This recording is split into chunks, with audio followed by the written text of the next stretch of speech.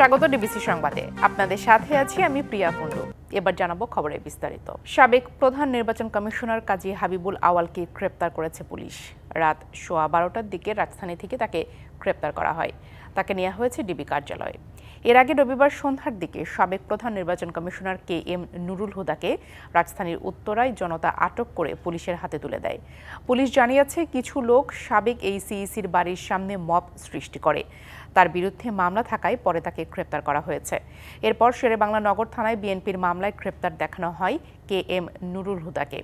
তারপর তাকে নেওয়া হয় ডিবি কার্যালয়ে। KM নুরুল হুদাকে আটকের একটি ভিডিও সামাজিক যোগাযোগ মাধ্যমে ছড়িয়ে পড়েছে, যেখানে দেখা যায় একদল মানুষ মব সৃষ্টি করে তার বাসায় যায়।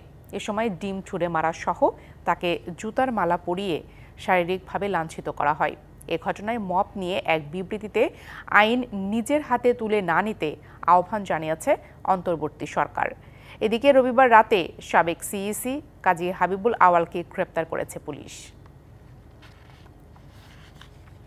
মামলার মূলত অবৈধভাবে নির্বাচনী ছদ্মবেশ ধারণ করে নির্বাচনী ব্যয় নির্ধারণ না করে ঘুষ দিয়ে অবৈধভাবে অন্যকে ভোটে জয় করানোর বিষয়ে তার বিরুদ্ধে যে অভিযোগ, সেই অভিযোগের প্রেক্ষিতে একটি মামলা হয়। উত্তরা 5 নম্বর সেক্টরের এখানে স্থানীয় জনগণ তাকে হেফাজতে নেয়। উত্তরা পশ্চিম থানা পুলিশ সেখানে যায়, গিয়ে তাকে নিয়ে আসে। তৎপরবর্তী সে এখন বর্তমানে ডিবি হেফাজতে আছে এবং পরবর্তী বিষয়গুলো প্রক্রিয়াধীন আছে।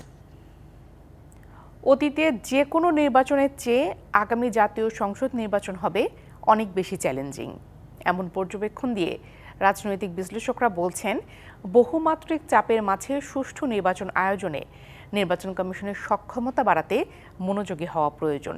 প্রয়োজনীয় জনবল তৈরির পাশাপাশি কর্মকর্তাদের দক্ষতা, সাহস এবং নিরপেক্ষতাকেও হতে পারে সুষ্ঠু নির্বাচনের চাবিকাঠি। 1973 সালের 7ই মার্চ অনুষ্ঠিত হয় প্রথম জাতীয় সংসদ নির্বাচন। সেই থেকে আজ অবধি 12টি জাতীয় সংসদ নির্বাচন হয়েছে দেশে, তার মধ্যে 8টি দলীয় এবং সামরিক সরকারের অধীনে, যেখানে ছিল কারচুপি আর ভোট ডাকাতির অভিযোগ। তবে 1991 থেকে 2008 পর্যন্ত নির্দলীয় তত্ত্বাবধায়ক সরকারের অধীনে হওয়া 4টি নির্বাচন প্রশংসা কুড়োয় দেশে বিদেশে। আর প্রতীত আওয়ামী লীগ সরকারের অধীনে হওয়া বিগত 3টি নির্বাচনকে আমি ও ডামির নির্বাচন হিসেবে অভিহিত করে বিরোধী দলগুলো। এমন বাস্তবতায় সম্প্রতি লন্ডনে ডক্টর ইউনূস তারেক রহমানের বৈঠকে আগামী বছরের ফেব্রুয়ারিতে ত্রয়োদশ জাতীয় সংসদ নির্বাচন অনুষ্ঠানের বিষয়ে হয় ঐকমত্য। এদিকে চূড়ান্ত ভোটার তালিকা প্রকাশ, সংসদীয় আসন পুনর্বিন্যাস, নতুন দলের নিবন্ধন, নির্বাচনী সরঞ্জাম কেনাকাটা সহ প্রয়োজনীয় কাজও গুছিয়ে নিচ্ছে নির্বাচন কমিশন। তবে রাজনৈতিক বিশ্লেষকদের মতে সাদামাটা আয়োজনে নির্বাচন সুষ্ঠু হবে এমনটা ভাবার অবকাশ নেই। এবারের নির্বাচনে তরুণ ভোটাররা ভোট দেবে, এছাড়া প্রবাসীদেরও ভোট দেওয়ার কথাটা এসছে। কাজেই এই নির্বাচনটি অতীতের নির্বাচনের চাইতে অনেক বেশি জটিল এবং এই জটিল অবস্থাতে সক্ষমতার দিকটা খুব গুরুত্বপূর্ণ। সুষ্ঠু নির্বাচন আয়োজনের চ্যালেঞ্জ মোকাবিলায় নির্বাচন কমিশনের করণীয় সম্পর্কেও পরামর্শ দেন এই রাষ্ট্রবিজ্ঞানী। ইলেকশন কমিশন, ইলেকশন প্রসেস আপনার ঢেলে সাজাতে হবে, কারণ ব্যুরোক্রেসিতে তো আপনার যারা রিটার্নিং অফিসার হবে তারা তো বেশিরভাগই আপনার হাসিনার অ্যাপয়েন্টই। শুধু ইলেকশন কমিশন ঠিক করলেই তো হয় না। আপনি যদি টাকা নিয়ে নমিনেশন দেন একটা মস্তানকে আপনার এলাকায়, তো সে তার মাসেল পাওয়ার ব্যবহার করবে না। সুতরাং পলিটিক্যাল পার্টিরও দায়িত্ব আছে যে তারা এমনভাবে নমিনেশন দেবে, নমিনেশনটা তৃণমূল থেকে উঠে আসতে হবে, তাহলে কিন্তু এই মাসেল পাওয়ার টাকার খেলা বন্ধ হবে। নির্বাচন কমিশনের সক্ষমতা বৃদ্ধির ক্ষেত্রে কোন বিষয়গুলো গুরুত্বপূর্ণ সেই ইঙ্গিত দেন তারা। সবচেয়ে বড় কথা হলো কি জানেন, ইলেকশন কমিশনের ক্ষমতা সবচেয়ে বেশি খর্ব করে হলো আপনার ব্যুরোক্রেসি আর পুলিশ। এই দুটাকে যদি ঠিক রাখা যায় তাহলে কিন্তু ইলেকশন কমিশনের পক্ষে অসুবিধা হবে বলে আমার মনে হয় না। সক্ষমতার তো শেষ কোনো মাত্রা নাই, এটা সীমারেখা আকাশ পর্যন্ত। আর যদি কোথাও ঘাটতি থাকে সেই ঘাটতিটা তারা পূরণ করার চেষ্টা করবে। দেশের গণতন্ত্রকে সুসংহত করতে সুষ্ঠু নির্বাচনের বিকল্প নেই বলেও মত বিশিষ্টজনদের। আমি আশা করব নির্বাচন কমিশন নিজেকে সেভাবে সক্ষম করে তুলবে। Mizan Ahmed, DBC news, Dhaka. দেশে দিন দিন খারাপ হচ্ছে ডেঙ্গু এবং করোনা পরিস্থিতি। দুই রোগে বাড়ছে শনাক্ত ও মৃত্যু। পরিস্থিতি মোকাবেলায় সরকারি হাসপাতালগুলোতে করোনা রোগীর চিকিৎসায় আলাদা ব্যবস্থার নির্দেশনা দিয়েছে স্বাস্থ্য অধিদপ্তর। ডাক্তাররা বলছেন ঝুঁকি এড়াতে সময় মতো চিকিৎসার বিকল্প নেই। সংক্রমণ রুখতে সচেতনতারও উপর জোর দিচ্ছেন তারা। দেশে একই সাথে করোনা ও ডেঙ্গুর প্রকোপ। স্বাস্থ্য অধিদপ্তরের তথ্য বলছে, প্রতিদিনই গড়ে 13% বেশি মানুষ আক্রান্ত হচ্ছেন করোনায়।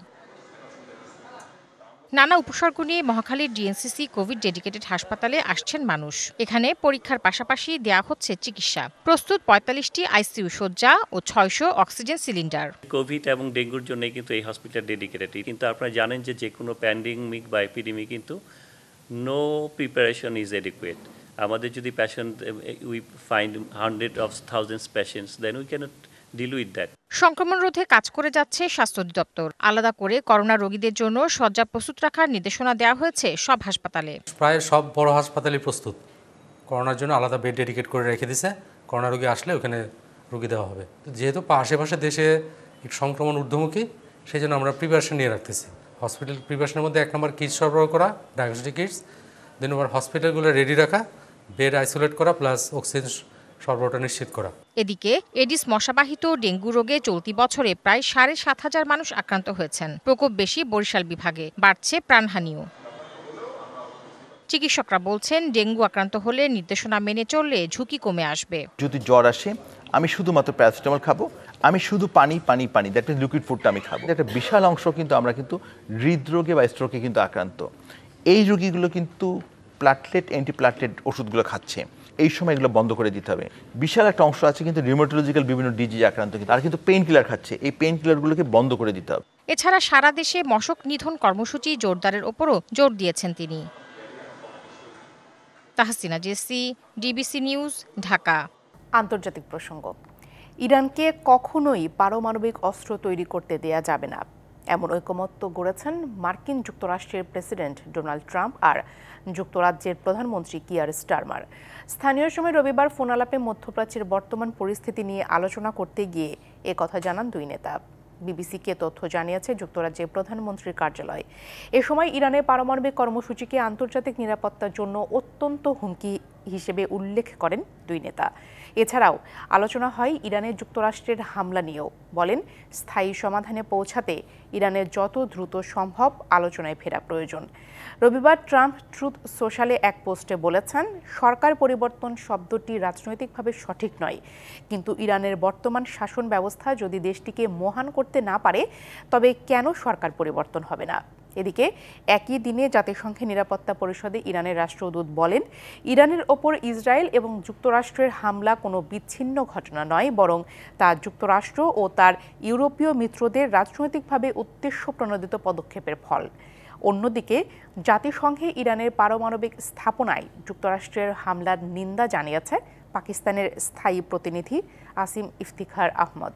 বলেন, ইসরায়েলের আগ্রাসন এবং অবৈধ পদক্ষেপের ফলে যে উত্তেজনা এবং সহিংসতা ভয়াবহভাবে বেড়েছে তা অত্যন্ত উদ্বেগজনক। যুক্তরাষ্ট্রের সরাসরি হামলায় কিভাবে জবাব দেবে ইরান, তারই রুদ্ধশ্বাস অপেক্ষা করছে তেহরানের মিত্ররা। ইরান যে চুপচাপ বসে থাকবে না, এটা দৃঢ়ভাবে জানিয়ে দেয়া হয়েছে প্রতিপক্ষকে। প্রত্যাঘাত একরকম অবধারিত, কিন্তু যুক্তরাষ্ট্রের বিরুদ্ধে ইরানের প্রত্যাঘাত কি হতে পারে তারই হিসাব মেলানো যাচ্ছে না। রবিবার ভোর ঘুমিয়েছিল ইরান। হঠাৎ করেই দেশটির ফোর্দো, নাতানজ ও ইস্পাহান পরমাণু কেন্দ্রে নেমে আসে আতঙ্ক। রাডারে অদৃশ্য স্টেলথ বোমারু বিমান ঝাঁকে ঝাঁকে উড়ে আসে ইরানের আকাশে। সেই 3টি পারমাণবিক স্থাপনায় নিক্ষেপ করা হয় বাংকার বিধ্বংসী বোমা। যুক্তরাষ্ট্রের এই হামলার পর প্রতিশোধের আগুনে জ্বলছে Iran. Islamic Republic of Iran condemns in the strongest terms. মধ্যপ্রাচ্যে অবস্থানরত প্রতিটি আমেরিকান এখন তাদের লক্ষ্যবস্তু। ইরানের এমন হুঁশিয়ারি বলছে, যুক্তরাষ্ট্রের বিরুদ্ধে প্রত্যাঘাত এখন অবধারিত। তবে যুক্তরাষ্ট্রের বিরুদ্ধে ইরানের প্রত্যাঘাত কেমন হতে পারে, এখন তাই নিরূপণের চেষ্টা চলছে। আর সেই অনুযায়ী প্রস্তুতি নিচ্ছে মার্কিন সেনারা। সামরিক বিশ্লেষকদের অনেকে মনে করছেন, মধ্যপ্রাচ্যে মার্কিন স্বার্থে সবার আগে আসতে পারে ইরানের প্রত্যাঘাত। বিশেষত মার্কিন সামরিক ঘাঁটিগুলো এখন ইরানের লক্ষ্যবস্তু। সেখানে ব্যালিস্টিক ক্ষেপণাস্ত্র হামলা চালাতে পারে তেহরান। ইরানের সেজিল-2 ক্ষেপণাস্ত্র প্রায় 2000 কিলোমিটার পর্যন্ত লক্ষ্যবস্তুতে আঘাত হানতে সক্ষম, যার আওতায় পড়ে ইরাক, সিরিয়া, কাতার, বাহরাইন, কুয়েত, সৌদি আরব ও সংযুক্ত আরব আমিরাত সহ প্রায় সব মার্কিন ঘাঁটি। এর মধ্যে ইরাকের এরবিল ও আইন আল আসাদ ঘাঁটি ইরানের হামলার সবচেয়ে বেশি ঝুঁকিতে রয়েছে বলে মনে করছেন বিশ্লেষকরা। যুক্তরাষ্ট্রের কূটনৈতিক মিশনগুলোতেও হামলার পরিকল্পনা করতে পারে তেহরান। সম্ভাব্য হামলার আশঙ্কায় যুক্তরাষ্ট্রের দূতাবাসগুলো থেকে কর্মীদের সরিয়ে নেওয়া হয়েছে, বিশেষ করে বাগদাদ ও তেল আবিবে। এসব স্থানে হামলার সম্ভাবনা জোরালো বলে মনে করছেন বিশ্লেষকরা। সরাসরি হামলার বদলে আঞ্চলিক সহযোগী সশস্ত্র গোষ্ঠী বা প্রক্সিগুলোর মাধ্যমেও প্রতিশোধ নিতে পারে ইরান। লেবাননের হেজবুল্লাহ, ইয়েমেনের হুতি বিদ্রোহী এবং ইরাকের কাতাইব হেজবুল্লাহর মতো গোষ্ঠীগুলো ইরানের হয়ে আগেও সক্রিয় ছিল। অতীতের মতো উপসাগরীয় অঞ্চলের জ্বালানি স্থাপনায় হামলার পরিকল্পনাও করতে পারে ইরান। 2019 সালে সৌদি আরবের আবকায় ও খুরাইস তেল শোধনাগারে হুতিদের ড্রোন ও ক্ষেপণাস্ত্র হামলায় দেশটির অর্ধেক তেল উৎপাদন সাময়িক বন্ধ হয়ে গিয়েছিল। সাইবার যুদ্ধও ইরানের প্রত্যাঘাতের উপায় হতে পারে। ইরান ও তার প্রতিরোধমূলক গোষ্ঠীগুলো অতীতে ইসরায়েলের বিভিন্ন অবকাঠামো ও সরকারি সিস্টেমে সাইবার হামলা চালিয়েছে। সব মিলিয়ে ইরানের প্রতিক্রিয়া যে রূপেই হোক না কেন, প্রতিটি কৌশলেই রয়েছে ব্যাপক রাজনৈতিক ও সামরিক ঝুঁকি, যে কারণে যত সময় গড়াচ্ছে আন্তর্জাতিক মহলে ততই বাড়ছে উদ্বেগ। সামিয়া জান্নাহ, ডিবিসি নিউজ ডেস্ক। এদিকে ইরানে মার্কিন হামলা আয়াতুল্লাহ আলী খামেনিকে আরও শক্তিশালী করবে, এমন মন্তব্য করেছে রাশিয়া। আর মধ্যপ্রাচ্যে অনাকাঙ্ক্ষিত পরিণতির সতর্ক বার্তা দিয়েছে চীন। জাতিসংঘের শঙ্কা, মধ্যপ্রাচ্যের সংঘাত নিয়ন্ত্রণের বাইরে চলে যেতে পারে। ইরানে আক্রমণের পর নিজ দেশের রাজনীতিবিদদের থেকেও সমালোচনা শুনতে হচ্ছে প্রেসিডেন্ট ট্রাম্পকে।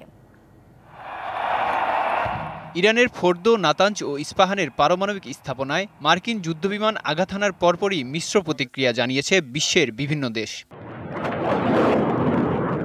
ইসরায়েল ইরান সংঘাতে সরাসরি জড়িয়ে পড়ায় খোদ যুক্তরাষ্ট্রে সমালোচনার ঝড় উঠেছে। ইরানের পারমাণবিক স্থাপনায় হামলার নিন্দা জানিয়ে ডেমোক্র্যাট নেতারা বলছেন, কংগ্রেসের সম্মতি ছাড়াই আগ্রাসন চালিয়েছে ট্রাম্প প্রশাসন। এর জেরে প্রেসিডেন্ট ডোনাল্ড ট্রাম্পের অভিশংসনের ঝুঁকি উড়িয়ে দেয়া যায় না বলে সামাজিক যোগাযোগ মাধ্যম এক্সে উল্লেখ করেছেন ডেমোক্র্যাট আইন প্রণেতা আলেকজান্দ্রিয়া ওকাসিও। ইরানের পারমাণবিক স্থাপনায় যুক্তরাষ্ট্রের হামলার তীব্র নিন্দা জানিয়েছে আরেক পরাশক্তি চীন। মধ্যপ্রাচ্যে সামরিক হস্তক্ষেপে অনাকাঙ্ক্ষিত পরিণতি ডেকে আনে উল্লেখ করে অতীতের মতো ওয়াশিংটন আবারও কৌশলগত ভুল করতে পারে বলেও সতর্ক করেছে বেইজিং। এদিকে যুক্তরাষ্ট্রের হামলার নিন্দা জানিয়েছে মস্কো। রাশিয়ার সিকিউরিটি কাউন্সিলের চেয়ারম্যান দিমিত্রি মেদভেদেভ টেলিগ্রামের এক বার্তায় বলেন, বিশ্ব শান্তি প্রতিষ্ঠা করতে এসে ডোনাল্ড ট্রাম্প এক নতুন যুদ্ধের শুরু করলেন। এই হামলা বরং আয়াতুল্লাহ আলী খামেনিকে আরও শক্তিশালী করবে। জাতিসংঘ মহাসচিব আন্তোনিও গুতেরেস ইরানে যুক্তরাষ্ট্রের হামলাকে বিপজ্জনক উত্তেজনার বহিঃপ্রকাশ বলে উল্লেখ করেছেন। এ হামলার কারণে মধ্যপ্রাচ্যে চলমান সংঘাত দ্রুত নিয়ন্ত্রণের বাইরে চলে যেতে পারে বলেও সতর্ক করেন তিনি। এদিকে ইরানের পারমাণবিক কর্মসূচিকে শান্তি ও নিরাপত্তার জন্য হুমকি হিসেবে উল্লেখ করলেও ট্রাম্পকে সংযত হওয়ার আহ্বান জানিয়েছে অস্ট্রেলিয়া। তবে ভিন্ন সুর যুক্তরাজ্যের প্রধানমন্ত্রী কিয়ার স্টারমারের। মধ্যপ্রাচ্যে ইরানের পরমাণু কর্মসূচিকে গুরুতর হুমকি মোকাবেলা করতেই যুক্তরাষ্ট্র পদক্ষেপ নিয়েছে বলে মন্তব্য করেছেন তিনি। তবে মধ্যপ্রাচ্যে অস্থিতিশীল পরিস্থিতিতে উদ্বেগ জানিয়েছে ইউরোপীয় ইউনিয়ন, জাপান, কাতার, কিউবা, মেক্সিকো, ভেনেজুয়েলা সহ আরও বেশ কয়েকটি দেশ। মেহেদী হাসান, ডিবিসি নিউজ ডেস্ক। 2 যুগেরও বেশি সময় ধরে একটু একটু করে দখল হয়ে গেছে ঝালকাঠি শহরে বুক চিরে বয়ে চলা খালগুলো। ফলে শহরের পয় নিষ্কাশন ব্যবস্থা অচল হয়ে পড়েছে। পরিবেশের ওপর পড়েছে বিরূপ প্রভাব। পৌর প্রশাসক জানিয়েছেন, খালগুলো দখলমুক্ত করে প্রবাহ ফেরাতে উদ্যোগ নেওয়া হয়েছে। দেশের প্রাচীনতম ও প্রথম শ্রেণীর পৌরসভা ঝালকাঠি। 1875 সালে প্রতিষ্ঠিত এই পৌরসভা শহরটি একসময় পরিচ্ছন্ন শহর হিসেবে পরিচিত ছিল। শহরের বুক চিরে প্রবাহিত ছিল প্রশস্ত 22টি খাল। অতি বৃষ্টি হলেও দ্রুত তা খালগুলো দিয়ে নেমে যেত সুগন্ধা নদীতে। 2 যুগেরও বেশি সময় ধরে প্রায় সবগুলো খালই দখলদারদের কবলে পড়ে অস্তিত্ব বিলীন হয়ে গেছে। বর্তমানে 4 থেকে 5টি খালের নামমাত্র অস্তিত্ব থাকলেও সেগুলোরও 2 পাশ দখল হয়ে পরিণত হয়েছে ক্ষীণস্রোতে। শহরের কিছু সড়কের পাশে ড্রেন তৈরি করা হলেও আবর্জনা অপসারণ না করায় খাল কিংবা ড্রেন কোনোটি দিয়েই পানি নিষ্কাশন হচ্ছে না। এগুলো পরিণত হয়েছে মশা মাছির আবাসে, ছড়াচ্ছে রোগ জীবাণু। এক পশলা বৃষ্টি হলেই রাস্তাঘাট, দোকানপাট ও ঘরবাড়ি তলিয়ে ময়লা আবর্জনায় সয়লাব হয়ে যায়। এখন খাল ভরে গেছে এবং দখল হয়ে গেছে, পৌরসভা কোনো উদ্যোগ নিচ্ছে না। অবৈধ স্থাপনা অতি দ্রুত উচ্ছেদ করে ঝালকাঠি জেলার প্রাণ ফিরিয়ে আনার জন্য এই খালগুলোকে পুনরায় খনন করা হোক। মুষল আকারে বর্ষা হইলে সেই পানি এখানে নিষ্কাশনের কোনো ব্যবস্থা নাই, সেগুলো আমাদের এই রোডে প্রবাহিত হয়। আমাদের স্কুলের পাশে এই খাল জনগণ তারা ময়লা ফালায় ভরাট করছে, তো এতে রোগ জীবাণু ছড়ায়, মশার উৎপত্তি অনেক বাড়ছে। অবৈধ স্থাপনা সরিয়ে খালের প্রবাহ ফিরিয়ে আনার উদ্যোগের কথা জানিয়েছেন পৌর প্রশাসক। আমি আশা করি যে খালের নাব্যতা বৃদ্ধি পেলে খাল খননটা হলে যে সমস্যাগুলো আছে, মশা এবং ময়লার স্তূপ, এগুলো থাকবে না। আমরা একই সাথে ময়লার যেখানে ময়লার ভাগার বা নির্দিষ্ট জায়গায় ফেলছি। খাল বেদখল হওয়ায় একসময় পরিচ্ছন্ন শহর এখন পরিণত হয়েছে জলাবদ্ধতা আর ময়লা আবর্জনায় ভরা জনদুর্ভোগের শহরে। এই দুর্ভোগ থেকে মুক্তি পেতে কর্তৃপক্ষের দ্রুত পদক্ষেপ দাবি পৌরবাসীর। DBC news desk. পানি, জলাবদ্ধতা, খানাখন্দে ভরা রাস্তা, অপর্যাপ্ত ড্রেনেজ ব্যবস্থা সহ নানামুখী সংকটে জড়িয়ে আছে বাগেরহাটের বিসিক শিল্পনগরী। আর কাঁচামালের অভাবে বন্ধ 12টি প্রতিষ্ঠান, যার মধ্যে 9টি নারকেল তেল কারখানা। অনেক দিন ব্যবহার নেই, তাই অনেক কারখানা যন্ত্রাংশেও পড়েছে মরিচা। বেকার হয়ে হতাশায় ভুগছেন শ্রমিকরা। 1996 সালে ভৈরব নদের পাশে প্রায় 21 একর জমির ওপর গড়ে তোলা হয় বাগেরহাটের বাংলাদেশ ক্ষুদ্র ও কুটির শিল্প কর্পোরেশন বা বিসিক শিল্পনগরী, যেখানে 123টি প্লটে 52টি শিল্প প্রতিষ্ঠান রয়েছে। তবে ব্যবস্থাপনা সংকট ও অনুন্নত যোগাযোগ ব্যবস্থার কারণে খুব একটা কাজে আসছে না এই শিল্পনগরী। সেই সাথে কাঁচামাল সংকটে কমেছে অধিকাংশ কারখানারই উৎপাদন, বন্ধ হয়ে গেছে 12টি প্রতিষ্ঠান। নারকেলের হয় না বলেই নারকেলের দাম বেশি, নারকেলের দাম বেশি বলেই কিন্তু আমাকে তেলের দাম বেশি। তেলের দাম এই জন্য তেল মানসি খাবে না তেল মাথায় দেবে, এই জন্য দাদা মিল বন্ধ। যারা ছিল তারা চলে গেছে, শুধু বিল, টাকা পয়সা, বেতন দিতে পারছে না। মিল না চললে কোত্থেকে দেব? বিসিক কর্মকর্তা জানান, মূলত কাঁচামাল সংকটে বন্ধের পথে বেশিরভাগ কারখানা। নারকেল উৎপাদনের উপর ভিত্তি করেই কিন্তু আমাদের বাগেরহাট বিসিক শিল্পনগরীতে বেশ কিছু নারকেল তেলের মিল কারখানা গড়ে উঠেছিল। কিন্তু বর্তমানে যে সমস্যাটার সম্মুখীন আমরা হচ্ছি, যে নারকেলের বাগেরহাট জেলায় নারকেলের উৎপাদন প্রায় একেবারেই কমে গেছে, মানে আগের তুলনায় প্রায় নগণ্যই বলা চলে। ঠিক এই সমস্যার কারণেই মূলত আমাদের বর্তমান যে নারকেলের তেলের যে মিলগুলোর যে উৎপাদন প্রায় একদম নিম্ন পর্যায়ে চলে আসছে। এই অবস্থায় দ্রুত সময়ের মধ্যে অবকাঠামোগত উন্নয়ন ও সেই সাথে কাঁচামালের সহজলভ্যতার দাবি জানিয়েছেন সংশ্লিষ্ট ব্যবসায়ীরা। DBC news desk. সরকারি অফিস ফাঁকি দিয়ে ঘন্টার পর ঘন্টা নিজের ক্লিনিকে রোগী দেখেন কুষ্টিয়া জেনারেল হাসপাতালের আবাসিক মেডিকেল অফিসার হোসেন ইমাম। হাসপাতালের কাছেই তার ক্লিনিক ঘিরে সক্রিয় দালাল চক্র। অনুসন্ধানে মিলেছে রোগী ভাগিয়ে নেওয়ার সত্যতা। এতে ভোগান্তি ও অর্থের অপচয় হচ্ছে সরকারি হাসপাতালে আসা রোগীদের। অনিয়মের সংবাদ প্রচার করলে মামলার হুমকি দিয়েছেন হোসেন ইমাম। 21 জুন দূর দূরান্ত থেকে আসা রোগীরা অপেক্ষায় কুষ্টিয়া জেনারেল হাসপাতালের আবাসিক মেডিকেল অফিসার হোসেন ইমামের চেম্বারের সামনে। ঘড়ির কাঁটায় বেলা 11:15, কিন্তু হোসেন ইমামের দেখা নেই। আমরা তো বসে আছি, ডাক্তার তো বললো আসবে, আমাদের বললো একটু পরে আছি, দেখছি কখন আসবি তা জানে না, কষ্ট দাঁড়া থাকো, দাঁড়ায় আছে। তাকে পাওয়া গেল হাসপাতালের পাশে তার মালিকানাধীন নিউ সান ক্লিনিকে। সরকারি অফিস সময় ফাঁকি দিয়ে রোগী দেখছেন এখানেই। ডাক্তার হোসেন ইমামের কাছে নিউ সান ক্লিনিকে আমি গিয়েছিলাম 11:30টার দিকে, গেলাম তার চেম্বারে। সে নিজে শুধু আমাদের দেখে ও প্রেসক্রিপশন করলো না, শুধু টেস্ট লিখে দিল। অভিযোগ আছে সরকারি হাসপাতাল থেকে নিয়মিত রোগী ভাগিয়ে আনা হয় নিউ সান ক্লিনিকে। 2 ঘন্টা পরে উনি আবার চেম্বারে আসলো, আসার পরে ওখানে আমাকে দেখলো, দেখার পরে 3-4টা টেস্ট দিল। দেওয়ার পরে আমাকে ওই মহিলা দালাল নিয়ে গেল নিউ সানে নিয়ে গেল। আর এ কাজে সক্রিয় 10 থেকে 15 জন দালাল। ডিবিসি নিউজের ক্যামেরায় উঠে এসেছে সে চিত্র।